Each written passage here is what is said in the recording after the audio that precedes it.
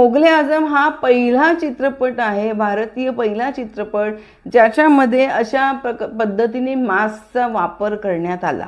त्याच्या आधी कुठल्याही चित्रपटामध्ये असा मास्क लावला गेला नव्हता. आणि जो सुरुवातीचा सगळा तो पदन्यास आहे, त्या गिरक्या आहेत, तो सगळा तो भाग जो आहे गाण्याचा, तो सत्यनारायणवरती चित्रित झालेला आहे. आजही तुम्ही हे गाणं बघितलं तर तुम्हाला असं वाटेल की हे सगळं आहे ते मधुबाला करते आहे, मात्र हे सत्यनारायणनी केलं आहे.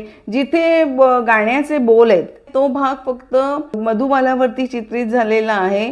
बाकीचा जो डान्स पार्ट आहे आणि ज्याच्यामध्ये नंतर गिरक्या आहेत किंवा नंतर सुद्धा त्या सगळ्या ह्याच्यामध्ये आरशाच्या ह्याच्यामध्ये जो दिसते सगळं मधुबाला, तो पण सगळा भाग जो आहे तो सत्यनारायणवरती चित्रित झालेला आहे.